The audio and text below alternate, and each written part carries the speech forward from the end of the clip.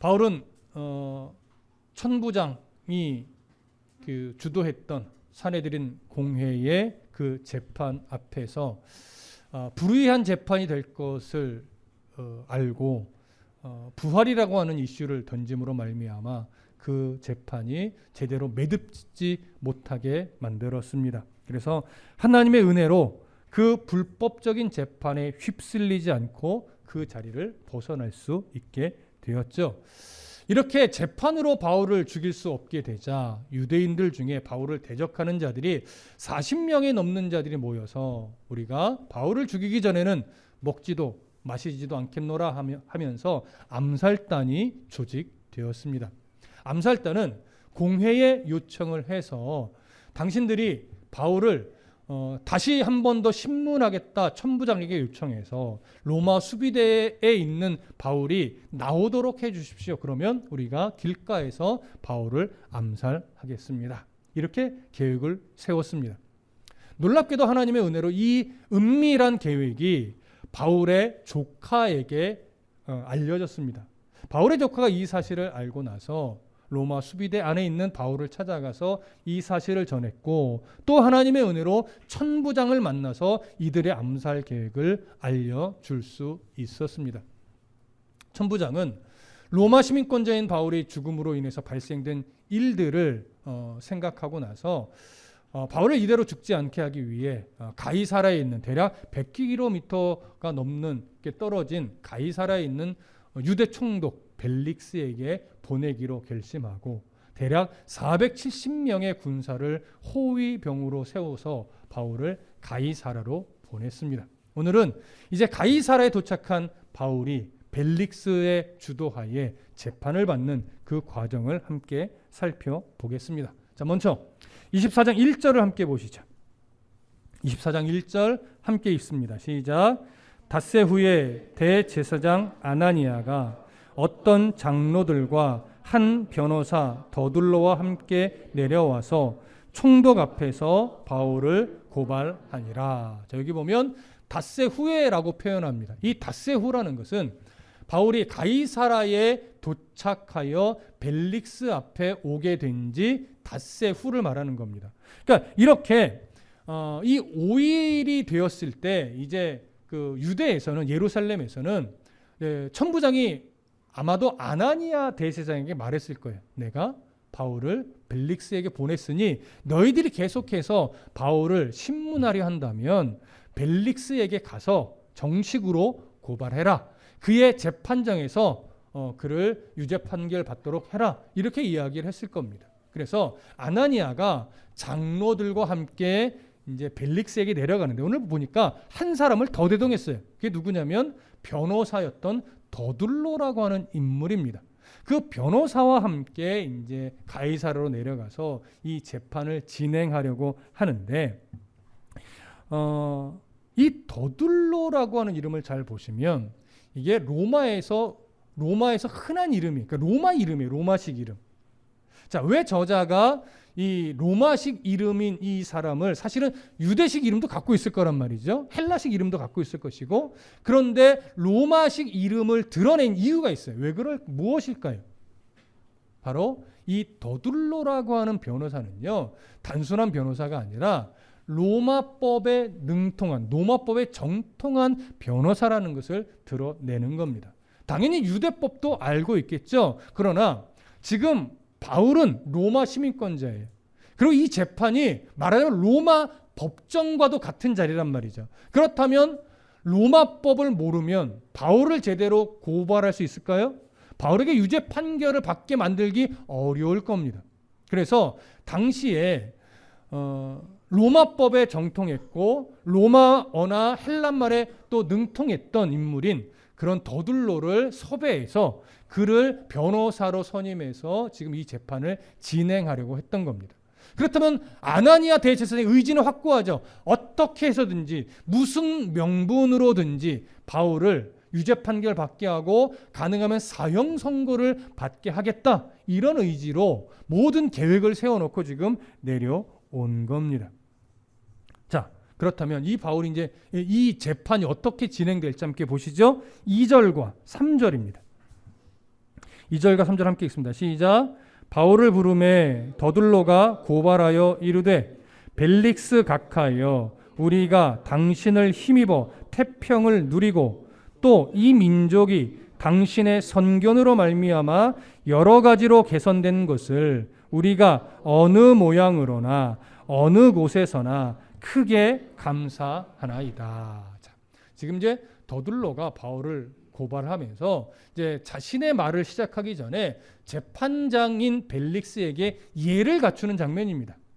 자, 근데 보편적으로는 그냥 예만 갖춰요. 근데 지금 더둘로의 말을 보면 예를 갖추는 수준을 넘어서서 아주 과장하여 벨릭스 총독을 높이고 있는 것을 알 수 있습니다. 벨릭스에게 이 더둘로가 이렇게 말하죠. 벨릭스 총독으로 인하여 이스라엘이 화평을 누렸습니다. 그리고 벨릭스 총독의 선견으로 인해서 이스라엘이 개혁되었습니다. 이렇게 벨릭스를 높여요. 그러나 실제로 벨릭스는요, 유대인에게 은혜를 끼친 적이 없는 자였어요. 벨릭스의 통치 기간 동안 유대 땅에는요, 최악의 혼란이 일어났고 벨릭스는 뇌물수수로 가득했고 폭력이 가득한 통치를 지금까지 해왔습니다. 어느 정도로 악했냐면 암살자를 보내서 당시 대제사장이었던 요나단을 죽이기까지 했던 것으로 기록이 되어 있습니다. 자, 얼마나 탐욕스럽고 정치적인 모든 수단을 동원해서 자기에게 유리한 쪽으로 이 통치를 했던 인물인지 알 수 있는데 이 벨릭스에 대해서 우리 조금 살펴보고 다시 본문으로 돌아갈 겁니다. 자, 벨릭스 당시 로마 황제가 누구였냐면 글라우디오스였습니다. 그리고 이 글라우디오스 황제의 어머니가 누구였냐면 바로 안토니아였습니다. 글라우디오스 황제의 어머니인 안토니아에게는요, 2명의 젊은 청년 노예가 있었는데 이 청년 노예, 형제인 청년 노예의 이름이 뭐였냐면 형이 팔레스, 동생이 벨릭스였습니다. 그렇다면 벨릭스의 본래 신분이 뭐였단 얘기예요? 그냥 노예였단 얘기예요. 그럼 이제 우리는 궁금증이 생기게 됩니다. 노예였던 벨릭스가 어떻게 유대의 총독까지 될 수 있었을까? 이런 생각을 해야죠. 자, 당시에 로마 황제였던 글라우디오스에게는요, 굉장히 중독되어 있었던 것이 하나 있었는데 그 중독되어 있던 것이 뭐냐면 엽기적이고 이상한 것들만 골라서 즐기는 이런 중독이 있었대요. 이걸 보통 뭐라고 말할까요? 하여튼 이상한 중독이 있었어요. 그런데 이 글라우디오스 황제의 이런 성향을 알고 이 온 세상에 온갖 엽기적이고 이상한 것들을 찾아서 글라우디오스에게 갖다 바치던 역할을 했던 자가 누구냐? 바로 팔레스였어요.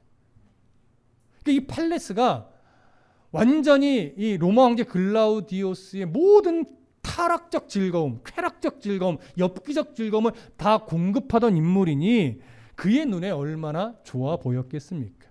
그러다 보니까 점차 로마 황제 글라우디오스에게 은혜를 입어서 어느 단계까지 갔냐면 내가 너에게 자유를 줄게 하면서 자유인이 되는 단계까지 간 거예요. 형인 팔레스가 자유인이 되니까 자동적으로 그의 동생인 벨릭스도 자유인이 될 수 있었던 거죠. 자, 권력에 붙어서 왕의 눈에 들어서 자유인이 된 이 두 형제는 그 순간부터 오로지 하나에만 집중해요. 뭘까요? 돈을 버는 것. 어떻게 하면 돈을 많이 벌어서 내가 출세할 수 있을까? 여기에만 혈안이 돼서 살아가다 보니까 부를 축적하게 됐어요. 부를 축적하게 되니까 이제 그들의 형제에게는요, 인생의 기준이 하나 생겨요. 아, 돈이면 다 되는구나. 돈만 있으면 못할 것이 없구나. 이런 인생의 왜곡된 기준이 생겨요. 그러다 보니까 더 큰 부를 누리기 위해서 시선을 누구에게 돌리냐면 자기에게 호의를 베풀었던 황제 글라우디오스에게 시선을 돌려서 그의 옆에 탈싹 붙어서 마치 황제의 혀가 된 양 모든 로비를 다 합니다. 그러다 보니까 이제 황제 옆에서 그가 누릴 수 있는 건 부만이 아니라 권세까지도 누릴 수 있게 된 거예요. 자, 이 줄을 이제 누가 기가 막히게 타냐면 그의 동생인 벨릭스가 이 권력의 줄을 기가 막히게 탑니다. 그래서 어느 지경까지 딱 오냐? 유대 지역의 총독까지 되는 그런 인물이 됐어요. 그러니까 사실은 어떻게 보면 굉장히 똑똑한 인물인 거예요. 자, 그렇다면 여러분, 지금의 이 모습까지 우리가 본다면 벨릭스는 자신의 출세를 위해서 못할 것이 없는 인물이라는 것이 확실하게 드러났죠. 굉장히 이기적이고 폭력적이고 타락적인 통치를 했을 것은 자명한 일입니다. 자, 그렇다면 이제 생각해 보십시오. 벨릭스의 총독 벨릭스의 성향이 이래요. 당시 대제사장이었던 아나니아, 어떤 인물입니까? 자신의 이 권력을 위해서요, 사실은 전임 대제사장을 간접적으로 암살했다라고 하는 기록도 가지고 있어요. 그러면 지금 현 대제사장인 아나니아의 성향도 탐욕적이고 폭력적이고 자기의 어떤 성공을 위해서, 출세를 위해서는 못할 것이 없는 그런 인물이에요. 벨릭스와 별반 다르지 않습니다. 그리고 또 한 인물, 변호사 더둘로. 이 더둘로는요, 어떤 재판에서든지 진 적이 없는 대단한 변호사였다고 해요. 하지만 이 변호사 또한 항상 권력의 줄을 대면서 줄서기를 잘해서 모든 권세 또한 누리고 있던 그런 인물이에요. 이 법정에 선 세 인물이 하나같이 정의로운 인물이 없습니다. 그렇다면 이 재판이 공의롭게, 정의롭게 바울에게 유리하게 진행이 될까요? 그럴 가능성이 거의 없죠. 지금 이 상황은요, 거의 이리떼의 소굴에 양 한 마리가 툭 던져진 그런 상황과 별반 다르지 않습니다. 자, 이 재판이 어떻게 진행이 될까요? 함께 보겠습니다. 다시 본문으로 돌아가셔서 4절부터 9절까지 함께 읽습니다. 4절부터 9절 시작. 당신을 더 괴롭게 아니하려 하여 우리가 대강 여짜옵나니 관용하여 들으시기를 원하나이다. 우리가 보니 이 사람은 전염병 같은 자라 천하에 흩어진 유대인을 다 소요하게 하는 자요 나사렛 이단의 우두머리라. 그가 또 성전을 더럽게 하려 함으로 우리가 잡아싸우니 당신이 친히 그를 신문하시면 우리가 고발하는 이 모든 일을 아실 수 있나이다 하니 유대인들도 이에 참가하여 이 말이 옳다 주장하니라. 자, 더둘로는 벨릭스에게 이렇게 말해요. 우리가 당신을 더 괴롭게 아니하려 하여 우리가 대강 여쭈옵나니, 이렇게 표현해요. 이게 무슨 말이냐면 이 재판으로 인해서 벨릭스 총독이 지루해지거나 재판이 질질 지연되지 않게 하기 위해서 우리가 그냥 바울에 대해서 대강 고발할게요. 이 말은 뭐냐면 몇 가지만 대충 얘기해도 바울은 유죄 판결이 날 수밖에 없습니다. 그런 인물입니다. 이런 의도가 깔린 거예요. 그러니 재판장이요, 우리가 고발하는 내용 대충 듣고도 바울이 어떤 인물인지 아실 테니 사형 선고 내려주십시오. 이런 의도가 깔려 있는 거죠. 그래서 이제 발언하기 시작하는데 세 가지로 바울의 고발 항목을 압축해서 이야기를 합니다. 그 첫 번째가 뭐냐면 5절에 기록된 대로 우리가 보니 이 사람은 전염병 같은 자라 천하에 흩어진 유대인을 다 소요하게 하는 자입니다. 이렇게 고발해요. 자, 이 말은 무슨 말이냐면 당시에 로마 제국시대 로마 전역에 흩어진 유대인, 디아스포라 유대인이 몇 명으로 추정하고 있냐면 대략 400만 명 정도 되는 것으로 추정하고 있습니다. 그러면 로마 제국 전역에 흩어진 이 400만 명을 바울이 지방마다 다니면서 그들을 선동하고 있다는 얘기예요. 그들을 선동해서 뭐 하려고 하는 인물이냐면 로마 제국의 이 평화를 완전히 뒤집어 엎어서 로마 제국을 혼란스럽게 만들려고 악의적으로 돌아다니고 있는 사람입니다. 이렇게 고발하는 거예요. 자, 왜 이렇게 왜곡하여 고발하냐면 지금 바울의 문제는 어떻게 보면 사실은 종교적인 문제예요. 물론 왜곡되었지만. 근데 이 더둘로는요, 로마 법정에서 사형을 구형되게 만들려고 하는 지금 의도를 가지고 고발하는 거기 때문에 바울의 종교적인 문제를 정치적인 문제로 지금 몰아가려고 하는 거예요. 그래서 벨리스 총독이 이 말을 들을 때 바울의 문제가 종교적인 문제가 아니라 정치적인 문제구나, 로마 사회의 평화와도 관계된 문제구나, 이렇게 생각하게 만들기 위해서 의도적으로 이렇게 표현을 하는 겁니다. 무슨 말씀 이해되시죠? 그리고 두 번째 항목은 뭐냐면 나사렛 이단의 우두머리입니다, 이렇게 얘기해요. 여기서 중요한 단어는 뭐예요? 이단이라는 단어죠. 왜 이단이라는 표현을 썼느냐? 로마 제국은요, 속국들을 통치할 때 그 속국들이 더 로마 제국의 순종적이 되게 만들기 위해서 그들이 자국이 가지고 있는 종교를 인정해 줬어요. 하지만 자국이 가지고 있는 공식적인 종교 외의 종교는 다 이단으로 여기면서 그들을 어떤 소요가 일어날 때는 그 이단적 종교들을 오히려 더 압제했어요. 그러면 이스라엘의 공식적인 종교, 인정받은 종교는 뭐예요? 유대교죠. 그러니까 바울은 유대교에 속한 자가 아니라 이단입니다. 그러니 이 이단이 문제를 일으키고 있습니다, 이렇게 말한 거예요. 그렇다면 이것이 인정되면 어떻게 돼요? 기독교에 대한 박해가 로마 정부 차원에서의 박해가 시작이 되는 거예요. 그러면 바울은 그 이단의 우두머리니까 사형이 선고될 수밖에 없게 되는 거죠. 그래서 계속 사형받을 수 있는 항목이 되게끔 몰아가고 있는 거예요. 자, 세 번째로 제시한 것은 이겁니다. 6절 보니까 그가 또 성전을 더럽게 하려 함으로 우리가 잡았습니다, 이렇게 얘기하죠. 자, 위에 두 가지가 사실은 정치적인 문제로 끌고 가는 거라면 만약에 이 두 가지가 인정되지 않을 때, 받아들여지지 않을 때를 대비해서 한 가지를 더 지금 집어넣은 거예요. 그것이 성전을 더럽게 했다라고 하는 항목이에요.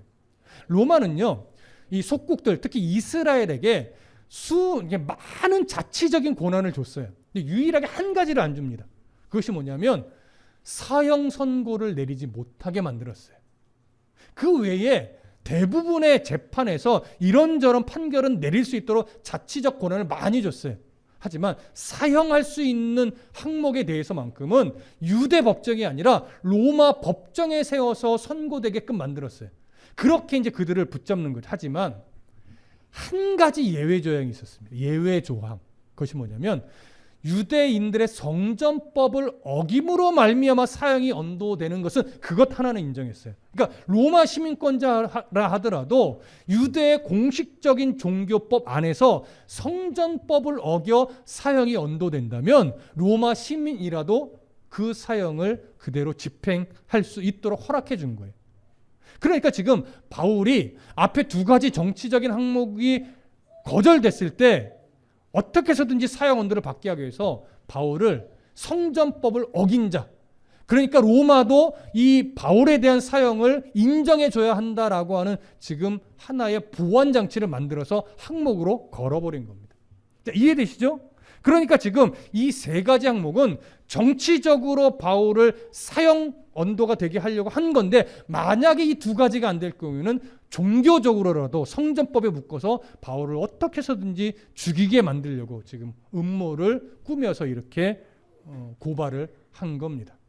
정치적으로 종교적으로 빠져나가지 못하도록 한 거죠. 그러니 더둘러가 로마법에 근거해서 바울에게 사형 선고가 내려지도록 하기 위해서 얼마나 머리를 썼는지 우리가 알 수 있는 거죠. 그런데 이런 더둘러의 치밀한 고발 내용에 약점이 하나 있었어요. 그 약점이 뭐냐면 증인을 내세울 수가 없었어요. 또 증거를 제시할 수도 없었어요. 왜? 실제로 그러지 않았으니까. 그러니까 말은 그럴듯하고 정말 어떻게 보면 바울에게 유죄 선언, 사형 선고가 내리기 적합한 죄목이긴 한데 증거와 증인이 없는 거예요. 그래서 더둘러가 총독에게 뭐라고 말하냐면 8절에 이렇게 말해요. 당신이 친히 그를 신문하시면 우리가 고발하는 이 모든 일을 아실 수 있습니다. 증거가 이러니 판결을 내려주셔야 됩니다. 증인이 이렇게 있으니 이런 판결을 내려주셔야 됩니다가 아니고 총독께서 직접 신문하시면 다 알 수 있을 겁니다. 이렇게 얘기를 하는 거죠. 그러나 여러분 한번 생각해 보세요. 바울이 이제 벨릭스에게 인수인계될 때 천부장 루시아가 공문을 정확하게 써서 보냈죠. 바울이 이렇게 해서 사내들은 공회까지 갔었지만 자기가 볼 때는 죄가 있다 없다? 죄가 없습니다라고 무죄 선언까지 해서 공문을 보냈기 때문에 이 내용을 벨릭스가 알고 있단 말이에요. 그러니까 사실은 벨릭스의 입장에서 이 더둘로의 고발은 신빙성이 있다라고 여길까요? 신빙성이 없다라고 여길까요? 신빙성이 약하다고 여길 수밖에 없는 거죠. 이미 알고 있어요. 그러나 그들 앞에 내색은 안 합니다. 그러고 나서 이제 바울에게도 말할 기회를 주게 되죠. 자, 10절을 볼까요? 10절 함께 읽습니다. 시작. 총독이 바울에게 머리로 표시하여 말하라 하니 그가 대답하되 당신이 여러 해 전부터 이 민족의 재판장 된 것을 내가 알고 내 사건에 대해서 기꺼이 변명하나이다. 자, 벨릭스 총독이 더둘로의 고발하는 내용을 다 듣고 나서 이제 바울에게 머리로 이렇게 끄덕이면서 이제 네가 변론해봐 이렇게 말해요. 얼마나 교만한 인물인지 알 수 있습니다. 여기서 자, 이제 바울은 자기에 대해서 변론하기 위해서 예를 갖춰서 일단은 인사를 합니다. 총독에게 뭐라고 얘기해요?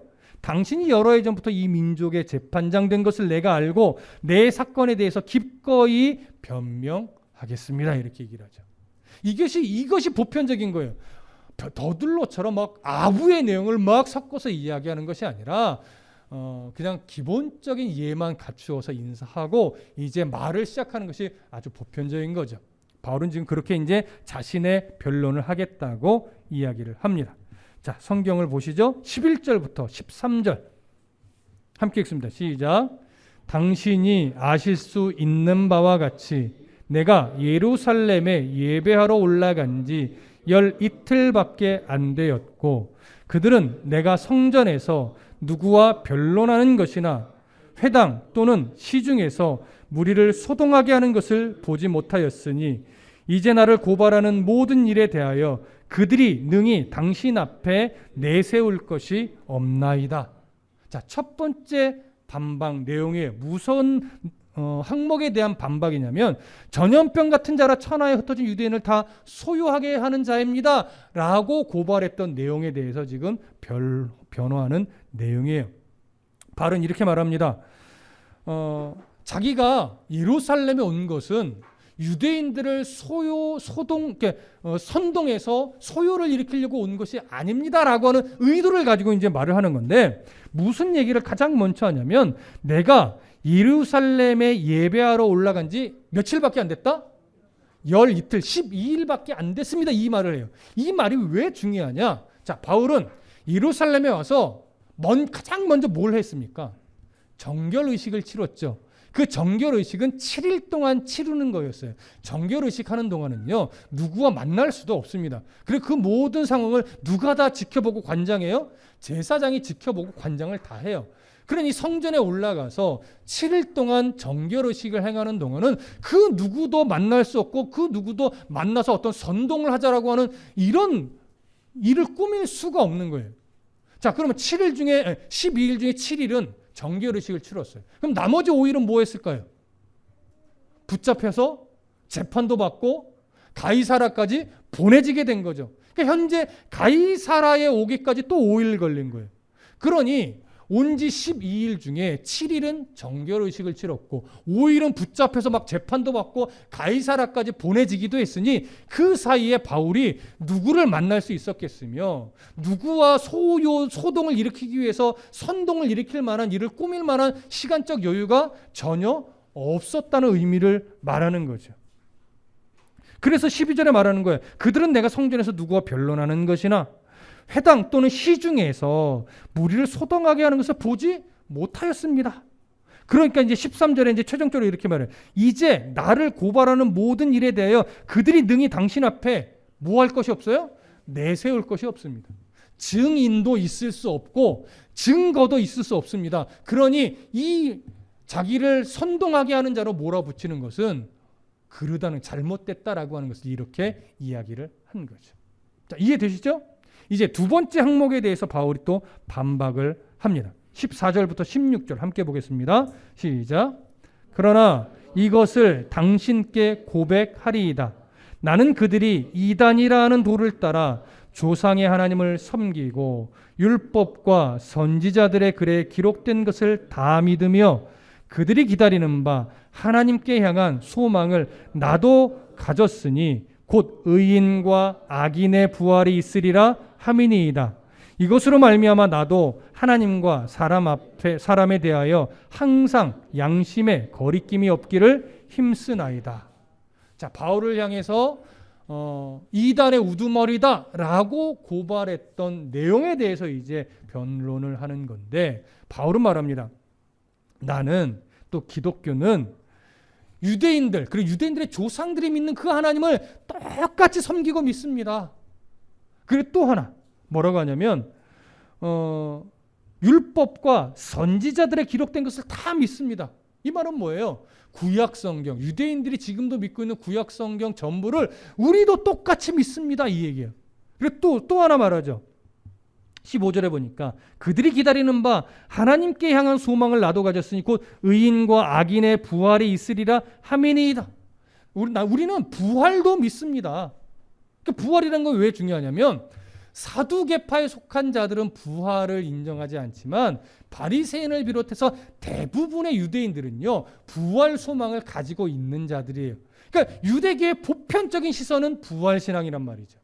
그러니까 우리도 부활 신앙을 똑같이 믿고 부활의 그날을 소망하며 기다리고 있습니다. 그 소망 중에 우리도 하나님 앞에서, 사람 앞에서 양심에 거리낌이 없이 살아가려고 노력하고 있는 자들입니다. 이렇게 주장한 거예요. 그러니까 결국 유대교와 다르다는 거예요? 같다는 거예요? 같다는 거예요, 여러분. 기독교는요, 유대교와 다르다 이렇게 보시면 안 돼요. 유대교의 완성이라고 말하는 것이 오히려 옳아요. 그러니까 유대교는 이미 오신 예수 그리스도를 인정하지 않아서 옛 신앙으로 남아 있는 거고, 기독교는요, 유대교에서 말하고 있는 메시아가 이미 예수 그리스도로 성취됐고 그 예수 그리스도의 오실 날을 기다리는 믿음인 거예요. 그러니까 유대교와 다르다 이렇게 표현하는 것도 옳지는 않습니다. 유대교의 완성인 거죠. 하지만 지금 유대교는 그걸 인정하지 않으니까 다른 종교가 돼버린 거죠. 무슨 말씀 이해되십니까? 그러니까 현재 유대교가 똑같다는 얘기 아니에요. 이거 오해하면 제가 이단이 돼요. 그런 게 아니고 본래적으로 따지면 유대교가 예수 그리스도로 인하여 완성되어 지금의 기독교가 되었다라고 말하는 것이 정상이에요. 근데 유대교가 그걸 인정하지 않기 때문에 지금의 유대교와 기독교가 다른 종교처럼 되어버린 거죠. 그러니까 이 당시에는 이렇게 말하는 것이 맞는 거예요. 유대교와 다르지 않은 거예요. 이 당시의 시선으로 보면. 그러니까 유대교가 예수 그리스도만 인정하면 되는 거였는데, 무슨 말씀 이해되시죠? 그걸 인정하지 않아서 달라진 것뿐이죠. 그래서 이 말은 결국 뭐예요? 우리는 이단이 아니다라고 하는 것을 이렇게 말하는 거예요. 그래서 바울이 그들이 이단이라고 말하는 도를 내가 믿는다라고 도로 바꾼 거예요. 이단이라는 말을 다시 정정을 시켜준 거죠. 자, 이렇게 두 번째 항목에 대해서 변호를 했습니다. 이제 세 번째 항목을 가볼까요? 17절부터 21절 함께 읽습니다. 시작. 여러 해 만에 내가 내 민족을 구제할 것과 재물을 가지고 와서 드리는 중에 내가 결례를 행하였고 모임도 없고 소동도 없이 성전에 있는 것을 그들이 보았나이다. 그러나 아시아로부터 온 어떤 유대인들이 있었으니 그들이 만일 나를 반대할 사건이 있으면 마땅히 당신 앞에 와서 고발하였을 것이요, 그렇지 않으면 이 사람들이 내가 공회 앞에 섰을 때에 무슨 옳지 않은 것을 보았는가 말하라 하소서. 오직 내가 그들 가운데 서서 외치기를 내가 죽은 자의 부활에 대하여 오늘 너희 앞에서 신문을 받는다고 한 이 한 소리만 있을 따름이니이다 하니. 자, 이 항목은 바로 세 번째 고발의 한 내용에 대해서 이제 변호한 것인데, 세 번째 고발 내용이 뭐예요? 바울은 성전을 더럽게 한 자입니다. 그러니 성전죄로 인해서 죽임을 당해야 됩니다. 이렇게 이제 고발한 것인데, 바울이 이것에 대해서 말하는 거예요. 내가 예루살렘에 오자마자 성전에 올라가서 정결 예식을 치렀다. 무슨 내가 성전을 더럽힌 적이 있겠느냐. 근데 그때 그 정결 의식을 치르는 것을 누가 다 보았냐면 제사장들이, 유대인들이 다 봤다는 얘기예요. 그러니까 자기는 증인이 있는 거예요. 무슨 말씀 이해되시죠? 바울의 입장에서는 자기가 성전을 모독하지 않았다라고 하는 것에 대한 증인이 있어요. 근데 그렇게 자기가 정결의식을 치르고 있을 때 그것을 누가 봤대요? 아시아에서 온 어떤 유대인이 봤대요. 그러니까 에베소에서 온 자들인 거죠. 디아스포라 유대인들이. 그들이 바울을 대적하려고 의도적으로 문제를 일으킨 겁니다. 이로 인해서 내가 어느 법정에 섰다고 이야기해요? 이미 산헤드린 법정에 섰습니다. 거기서 내가 부활에 대한 것밖에 이야기를 한 적이 없고 그 산헤드린 공회도 자신에 대해서 유죄 판결을 내리지 못했습니다. 내게 문제가 있다면 그 아시아에서 온 유대인들이 와서 고발했어야 하는 것이 옳고 그들이 오지 못했다면 산헤드린 법정에서 그때 재판할 때 내게 무슨 유죄 판결을 내렸는지 물어보십시오. 이 얘기를 하는 거예요. 유죄 판결 내린 적이 없죠. 그 아시아에서 온 유대인들도 오지 않았죠. 그러니 자기가 바울에게 성전 모독죄를 선고할 이유와 근거가 전혀 없는 거죠. 이렇게 세 가지 항목에 대해서 조목조목 뭐가 문제이고 자신은 그것에 대해서 동의할 수 없으며 그들의 주장이 잘못됐다는 것을 이렇게 밝혀냈습니다. 자, 이 말을 다 듣고 나서 이제 벨릭스 총독이 어떻게 판결을 내리는지 보실까요? 22절, 23절 함께 읽겠습니다. 22절, 23절 시작. 벨릭스가 이 도에 관한 것을 더 자세히 아는 거로 연기하여 이르되 천부장 루시아가 내려오거든 너희 이를 처결하리라 하고 백부장에게 명하여 바울을 지키되 자유를 주고 그의 친구들이 그를 돌보아주는 것을 금하지 말라 하니라. 자, 여기 보니까 벨릭스가 재판을 연기해요. 천부장 루시아가 내려올 때까지 재판을 연기한다. 그리고 이 재판을 해산시켜버려요. 그러면서 바울에게도 충분한 자유를 주지만 구금은 시키는 거죠. 근데 이렇게 한 이유에 대해서 오늘 22절은요. 벨릭스가 이 도에 대해서 다시 말하면 기독교에 대해서 그들보다 더 잘 알고 있기 때문이다 이렇게 얘기를 합니다. 이게 도대체 무슨 의미일까요? 벨릭스 총독이 기독교에 대해서 어떻게 자세히 알고 있다는 걸까? 우리가 조금 생각해 보실 필요가 있는데 자세하게 알 수는 없습니다. 하지만 조금 개연성 있는 몇 가지 견해들을 보면 이런 거예요. 첫 번째, 일단 천부장이 보낸 공문을 통해서 바울에 대해서 어느 정도는 알고 있죠. 그리고 두 번째, 그의 아내는 유대인이었습니다. 조금 이따 나오지만 유대인이었기 때문에 그의 아내를 통해서 유대교에 대해서 또 기독교에 대해서 그가 아는 선에서 어느 정도 이야기를 많이 들었을 가능성이 있습니다. 근데 이것이 가능하다고 보여지는 이유는 뭐냐면 조금 뒤에 나오지만 벨릭스와 그의 아내가요 바울을 청해서 바울에게 기독교에 대해서 한번 들어요. 자기들이 요청해서 이런 것으로 모아 기독교에 대해서 어느 정도는 알고 있었고 호기심도 있었다라고 볼 수 있는 개연성은 충분히 있습니다. 그리고 또 한 가지, 바울이 전도 여행을 다니다가 몇 차례에 걸쳐서 공식적으로 무죄 판결을 받은 적이 있어요. 그것이 언제예요? 고린도에서 거의 위기에 놓였을 때 갈릭스 총독이 아주 냉정하게 판단해서 죄 없다라고 판결을 내려버렸어요. 공문을 통해서. 여기서 한번 무죄 판결을 받았고요. 공문서는 아니지만 에베소에서 서기장에 의해서 바울이 죄가 없다고 한번 선언이 됐었어요. 그러니까 이런 것들로 인해서 이런 소식들이 벨릭스에게도 전해졌을 가능성은 얼마든지 있습니다. 그러니까 벨릭스는 이런저런 창구를 통해서 바울에 대해서 또 바울이 믿는 기독교에 대해서 어느 정도는 들어서 알고 있었던 것으로 여겨지고 오늘 성경의 표현, 이 도에 가는 것을 더 자세히 아는 거로 이 표현이 바로 그런 상황들을 염두에 둔 것이 아닌가 이렇게 여겨집니다. 그래서 이 벨릭스가요 판결을 내리지 않고 연기를 그냥 시켜버려요. 그래서 천부장 루시오가 내려오면 그때 판결할게라고 말하지만 성경은 천부장 루시아가 내려왔다라고 기록하지 않습니다. 아마도 대부분의 학자들은요 내려오지 않은 것으로 여겨지고 벨릭스가 이렇게 말한 것은 그냥 판결 내리고 싶지 않고 해산시키려고 의도를 가지고 그냥 이렇게 말한 것으로 대부분 보고 있어요.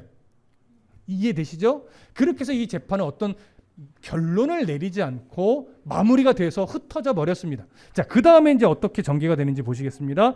24절과 25절 함께 읽습니다. 24절, 25절 시작. 수일 후에 벨릭스가 그 아내 유대 여자 두루실라와 함께 와서 바울을 불러 그리스도 예수 믿는 도를 듣거늘 바울이 의와 절제와 장차 오는 심판을 강론하니 벨릭스가 두려워하여 대답하되 지금은 가라 내가 틈이 있으면 너를 부르리라 하고. 여기 보면 나오죠. 벨릭스와 그의 아내 유대 여자 드루실라가 함께 바울을 청해서 네가 믿는 예수 그리스도를 믿는 도에 대해서 좀 설명 좀 해줘봐라 라고 요청합니다. 그래서 바울이 그에게 설명을 하는데 오늘 성경은 어디에 초점을 맞춰서 이야기했다고 말하냐면 의와 절제와 장차 오는 심판에 대해서 강론해줬다고 이야기를 해요. 근데 그 말을 다 듣고 나서 벨릭스가 왠지 두려워했대요. 두려워해서 바울에게 지금은 가라 내가 틈 있으면 또 부를게 하고 돌려보냈다라고 말합니다. 그럼 이제 여기서 우리가 고민이 되는 거예요. 벨릭스가 도대체 왜 예수 그리스도를 믿는 도에 대해서 듣고 나서 두려워졌을까? 이 생각을 좀 해봐야 되겠죠. 우선 벨릭스는 어떤 인물인지 아까 살펴봤어요. 어떻게 살아왔었는지도 살펴봤어요. 그래서 어떤 성향일 수밖에 없는지도 우리가 확인했는데 그의 아내 두루실라도 조금 생각해 보실 필요가 있는 인물이에요. 헤롯 아그리파 1세의 또 막내 딸이기도 해요. 그러니까 유대 혈통을 가진 자이긴 하죠. 하지만 권력의 어떤 그 중심에 있었던 인물인데 기록에 보면 역사책에 등장할 만큼 뛰어난 미모를 자랑하던 여인이었대요. 뛰어난 미모를. 그런데 에메사의 왕 아지주스와 결혼을 일단 했어요. 그런데 이미 결혼을 한 상태였는데 미모가 얼마나 뛰어났었는지 벨릭스가 홀딱 반해버린 거예요.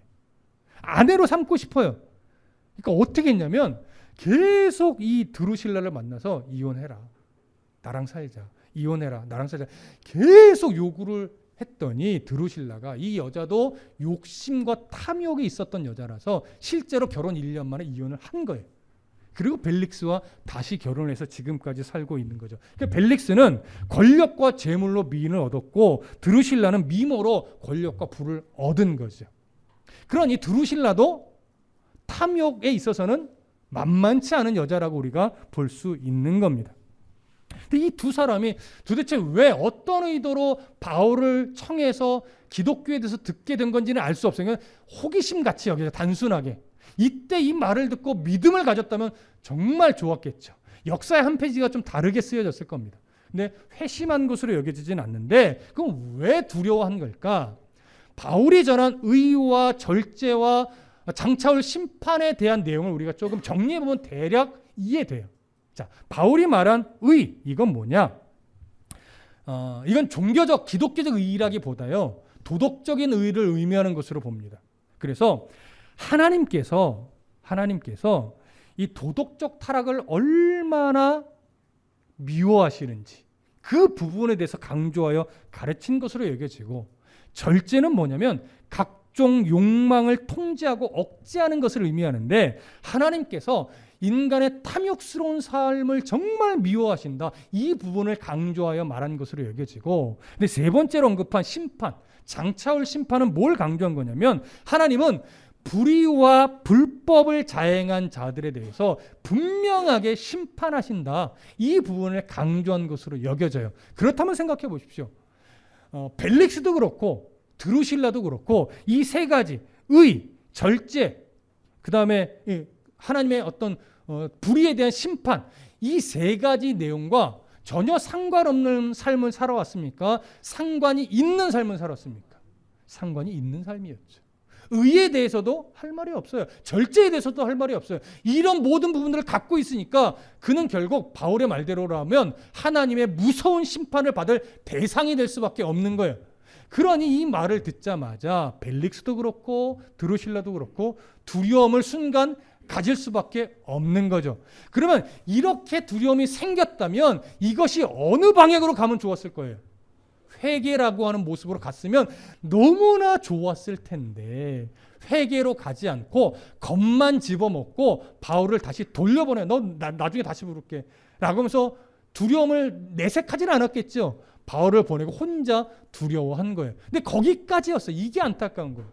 그 다음에 이 회개의 자리로 가지 않고 그는 바울을 나중에 자꾸 불러서 뭘 생각하냐면 그가 갖다 바칠 뇌물을 받으면 풀어줘야지 이렇게 여겼던 것 같아요. 자, 26절, 27절 봅니다. 함께 읽겠습니다. 시작. 동시에 또 바울에게서 돈을 받을까 바라는 거로 더 자주 불러 같이 이야기하더라. 이태가 지난 후 보르기오 베스도가 벨릭스의 소임을 이어받으니 벨릭스가 유대인의 마음을 얻고자 하여 바울을 구류하여 두니라. 자, 그 이후에 벨릭스는 회심의 모습을 갖지 않고 회개의 모습을 갖지 않고 자주 바울을 불러서 친한 척했대요. 근데 그 친한 척한 이유가 뭐래요? 돈을 받고자. 왜 돈을 받으려고 했는가? 그렇지 않아도 권세도 높고 돈도 많을 건데 바울이 돈을 주면 얼마나 준다고 그 돈을 또 탐했는가? 아마 바울이 이런 고백했죠. 내가 구제헌금을 가지고 왔었다. 구제헌금을 주기 위해. 그 말을 듣고 아무래도 바울이 부자인 것 같다 이렇게 생각한 것 같습니다. 그래서 바울이 내가 이렇게 계속 이야기하면 눈치를 채고 뇌물을 갖다 바치겠지. 그럼 그 뇌물을 받고 그때쯤 풀어줘야지 이렇게 여겼던 것 같아요. 근데 바울이 뇌물을 줄 리가 없죠. 돈도 없고 그럴 만큼의 마음의 태도를 가지고 있는 자가 아니기 때문에 그냥 계속 대화만 한 거예요. 그러니까 벨릭스는 자꾸 실망하죠. 그렇게 해서 대화만 하고 바울을 풀어주지 않은 게 얼마나 됐대요? 2년이 됐대요. 풀어주고 싶지 않은 거죠. 또 유대인의 마음을 또 계속 환심도 사고 싶었던 거죠. 그러니까 이래저래 자기는 그냥 바울을 구금시켜두는 게 편했던 거예요. 그렇게 2년이 지나가 버렸어요. 길게 간 거예요. 근데 그 2년이 됐을 때 벨릭스는 그 자리에서 물러나고 후임으로 베스도라는 인물이 오게 됩니다. 이제 베스도라는 인물은 다음 시간부터 해서 몇 장에 걸쳐 나오고 베스도 때 이제 바울이 로마로 가게 되는 일이 벌어지는데 그건 나중에 이야기를 할 거고요. 베스도 또한 계속해서 바울을 쉽게 풀어주지는 않습니다. 이렇게 해서 오늘 24장이 정리가 되는데 우리가 여기서 이제 최종적으로 어떤 정리가 필요하냐면 예루살렘에 바울이 왔을 때부터 해서 바울은요 그 상황마다 절망하지 않고 어떻게 해서든지 복음을 드러낼까 하면서 유대인들 앞에서도 복음을 전했어요. 그 다음에 천부장, 그 다음에 사내들인 공회의 자리에 섰을 때도 담대하게 복음을 드러냈어요. 죽음의 위기에서도 굴하지 않고 계속 복음을 드러냈거든요. 그리고 지금 가이사라에 와서 벨릭스 앞에 섰을 때 그래서 아나니아 대제사장과 장로들과 또 더둘로 앞에 서서 벨릭스의 재판에서 재판을 받을 때도 담대하게 하나님의 복음을 거의 드러내면서 변호를 했어요. 그리고 또 벨릭스가 불러서 개인적으로 예수 그리스도를 믿는 도에 대해서 요청을 했을 때도 담대하게 잘못된 것은 잘못된 것이고 하나님의 심판까지도 담대하게 선포했어요. 여러분 이 정도 되면요. 그리고 그 이후에 벨릭스가 자주 불러서 이야기를 나눴잖아요. 무슨 얘기를 했겠습니까? 기독교에 대해서 이야기를 했겠죠. 복음에 대해서 이야기했을 것이고 예수 그리스도에 대해서 이야기했을 거예요. 그러게 2년이나 있단 말이에요. 근데 보십시오. 회심한 자가 나타났습니까? 안 나타났습니까? 유대인도 그렇고 사내들인 공회 의원들도 그렇고 벨릭스도 그렇고 어느 곳 한 군데서도 회심하여 예수를 믿겠다라고 나온 자가 아무도 없었어요. 그렇게 2년이 지나갔는데 2년 동안 한 명도 없었어요. 자, 그러면 예루살렘에서부터 2년 동안 구금되어 있기까지 바울의 이 사역은 성공한 사역입니까? 실패한 사역입니까? 사람의 시선으로 보면 실패한 사역이다라고도 말할 수 있겠죠. 그런데 우리가 실패한 사역처럼 느껴지는 건 왜 그러냐면 어떤 열매가 눈앞에 안 보여서 그래요. 회심한 자라고 한 명이라도 회심했다면 이 벨릭스가 회심했다면 바울 역시 하나님 이걸 위해서 역시 바울이 이때를 위해서 이렇게 말하겠지만 그러지 않았거든요. 그러니까 우리는 마치 바울의 사역이 꼭 실패한 사역처럼 느껴지는 거예요. 그러나 하나님이 어떤 한 사람의 사역을 또 성도의 삶을 성공한 믿음의 삶이냐 실패한 믿음의 삶이냐 굳이 하나님이 가늠하신다면 그 기준은요 잘 들으세요 결과가 아니에요. 어떤 열매를 만들어냈느냐, 어떤 업적을 만들어냈느냐, 어떤 결과를 가지고 있느냐, 이걸로 그 사람의 성공과 실패를 가늠하지 않아요. 우리 하나님. 하나님이 가늠하는 기준, 굳이 하나님이 그걸 구분하신다면 하나님이 가늠하는 기준은 너 어떤 태도를 가지고 살아가고 있었느냐, 너 어떤 신앙의 방향성을 가지고 세상에 속지 않고 살아왔느냐, 하나님 그걸 보시는 거예요. 바울은 우리가 볼 때는 어떤 결과물이 없기 때문에 실패한 사역처럼 느낄 수는 있으나 바울 스스로는 실패한 사역이라 여기지 않아요. 왜? 실패한 사역이라 여겼으면 중간중간 절망해야죠. 바울은요, 절망하지 않았어요. 왜냐하면 자신은 하나님 앞에 소망을 두고 그 소망에 부끄럽지 않게 순간순간 판단했고 선택했고 외쳤고 그리고 지금까지 왔어요. 그리고 바울은 이후에 또 로마까지 갈 소망을 갖고 있어요. 그러니 지금 눈앞에 결과물이 없어도, 열매가 없어도 바울은 스스로를 난 실패한 사역자 이렇게 생각하지 않는 거예요. 이게 중요해요, 여러분. 목회자들이 교회를 설립하고 힘겨워하는 이유는요, 몇 가지가 있지만 그 중에 대표적인 한 가지가 뭐냐면 성도 숫자가 안 늘어서예요. 그러니까 스스로도 난 실패한 목회자야. 주변에서도 너 왜 이렇게 성도가 안 느냐, 다르게 좀 해봐, 어떻게 좀 해봐. 그래서 세상적인 어떤 방법들을 자꾸 하게끔 유혹을 하지요. 그러니까 여러분, 성도의 숫자가 그 사람의 목회 성공과 실패를 가늠하는 기준이라면 저도 별로 성공한 목회자는 아니겠지. 그런데 하나님은 그걸로 판단하지 않는단 말이에요. 너 어떤 방향성을 가지고 목회했느냐, 너 어떤 소망 안에서 흔들리지 않고 목회를 하고 있느냐, 이걸로 하나님은 기준점을 잡으신단 말이죠. 저는 그런 기준이라면 저는 성공한 목회자라고 저는 자신 있게 말할 수 있습니다. 부끄럽지만, 연약한 모습 많지만 저는 성공한 목회자입니다. 여러분, 우리들의 삶도 똑같습니다. 여러분, 성도가 개인의 삶을 살아나갈 때 왜 절망합니까? 왜 낙심합니까? 왜 인생을 자꾸 포기하려는 생각을 할까요? 자기 생각대로 결과가 안 나거든요. 열매가 없거든요. 부족하거든요. 뜻대로 안 되는 게 연속이거든요. 불행한 것 같은 일들이 자꾸 일어나거든요. 그러니까 절망감을 갖고 난 실패한 인생이야 하면서 때로는 극단적인 선택까지도 하는 거예요. 하나님도 그렇게 보실 것 같은 거죠. 근데 여러분 잘 들으십시오. 하나님은요, 우리 개개인의 역사를요, 너 어떤 결과를 갖고 있니? 너 어떤 열매를 갖고 있니? 너 이 땅에서 내 이름을 걸고 어떠한 일들을 이루어냈니? 이걸로 개인의 성도의 삶을 성공이냐 실패냐로 가늠하지 않아요. 없더라도, 부족하더라도, 세상이 볼 때 좀 실패한 것처럼 보일 수 있어도 네 인생이 정말 누구를 중심으로 살아가는 인생이었냐, 너 어떤 소망 안에서 살아가는 인생이었냐, 하나님은 이걸 보고 가늠한다고요. 여러분, 오늘도 예수 그리스도가 내 인생의 주인이라는 걸 인정하며 살아가고 있습니까? 여러분, 여러분들의 인생이 하나님 나라의 소망을 가지고 주님께서 내 인생을 이끌어 가신다라고 하는 분명한 신뢰를 가지고 오늘 살아가고 있습니까? 그러면 여러분, 좀 가난해도 성공한 인생입니다. 좀 명예 없어도요, 성공한 인생입니다.